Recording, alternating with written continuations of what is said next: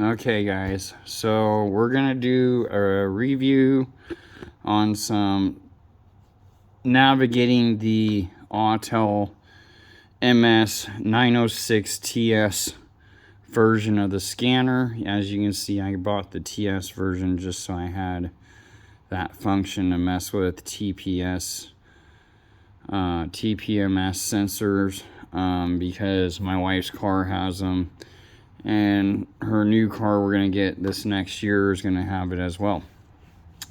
Anyhow, I still have updates to do here, as you can see, but I wanted to go in and show you guys some things that I learned, because there's not a lot of videos out there that show this stuff. So once you record some data when you're scanning a car, you can go into this function here called Data Manager and review data.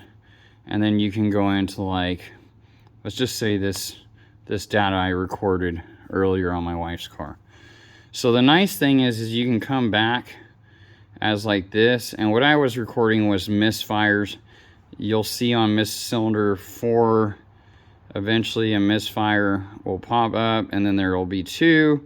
And then what I was found out is on this scanner, there's the function, if my finger blurs out the screen time to time pushing things, it's just readjusting the camera to, you know, work. But so on this, what I was referencing to was the time frame that the misfire happens, what engine speed I was at as it happened, which I can back frame until, you know, it shows when it first popped up. So the second one popped up right here.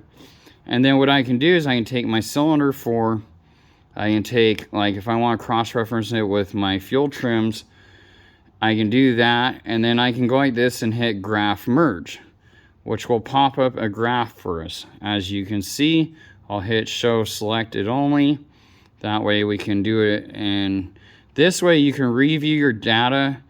You can do up to 3 graphed at one time is all I was able to figure out that you can do.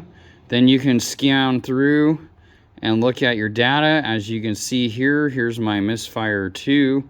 When it jumped from the first misfire to the second, it's at a slant. I can see where my fuel trims were at the time for bank 1 and bank 2 for the short-term fuel at the same time.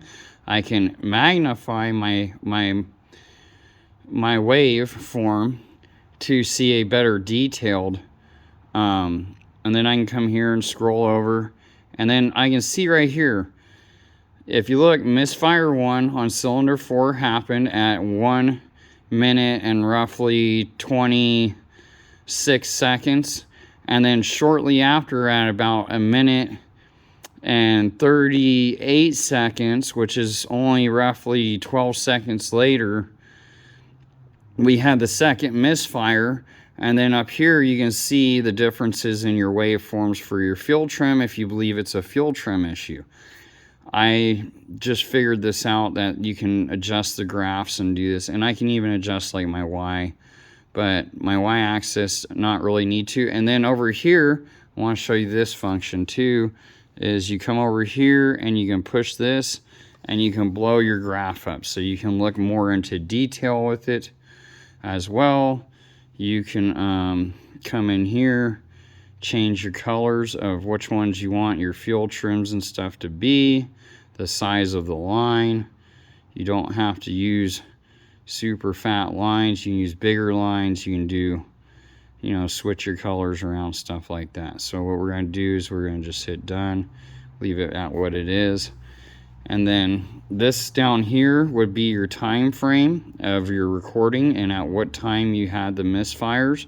So if, like, say you're going to do a driving test where you're driving and looking for misfires, like I was today driving to the VA, and then I was you know, taking this data, recorded it, so that way I didn't have to keep looking at the screen to see what's going on, and then I review it later, find where the misfires at what time popped up, and then I can go to that time frame and I can cross-check the time with, you know, misfire 1 hit here, and then at this time frame misfire 2 was, 12 seconds later hit, and then I can also cross-reference like the time frames and how the wavelengths for the fuel trims are doing. And you can see they're up here, and this would be the units that they're measured in as well. So that's the cool feature of this device, because I was originally doing this and trying to look at them basically like that, and then I would magnify each one, and it was kind of a pain in the butt until I realized, I mean, sometimes it's good to look at it this way individually and be able to see what's going on, but I really liked that I could do it together and merge it as well with the merging graph, because that's nice to be able to see that. And then if really I wanted to, I could go like this, hit select all again. I could come down here, unhit this, we'll take it back down. I don't know what happened. Oh, okay. We'll take it back down. We'll get this one out.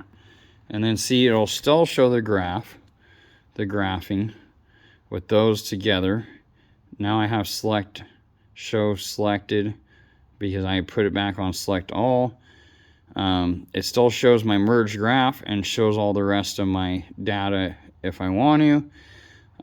You can't merge another situation into this graph. It won't allow that. It's only 3 selected at a time. So that today is a review I have of the ms906ts scanner and some things it can do as far as navigating it and the functionality of the scan data. And I'm sure if you do this on live data, you can merge it and watch it actually change together as well. I haven't tried that yet, but I like it for reviewing data, so I don't have to be plugged into a car all day. I can just record it, go back over it later inside while I'm helping with whatever I need to help with. So that's it for this review, and then we will go on to our torque wrench. I'm going to redo one on the electronic Husky 3/8 torque wrench for you guys. 10 pounds per foot. I think it goes all the way up to 100 pounds per foot or 120 pounds per foot. Don't mark my words on that one, but I will redo that and use some bolts. Here, I'll turn you and show you on my son's trike here we're going to be fixing up. That was made by some old man back in the woods, and we're already stretched it and modifying it, and we're going to change a bunch on it. But it's a one-of-a-kind trike with a VW rear end, a piggyback forklift rear end as the front end right there, the single side axle with the single wheel. But we're doing a lot of modifications to it, and we'll probably do some videos on that as well. But I just thought it was cool to show you guys what this device can do. And anyhow, have a good day, enjoy the video, and hopefully this helps somebody when they're trying to use their autel to, look over some devices or, sensors or computers, whatever you want to merge, And then you can always clear this up by just doing this, unselect what you have, and then you could select, these 3 and then merge them again, and then obviously blow it up to get a better wave signal value so you can see what's going on better. All right, you guys, have a good night.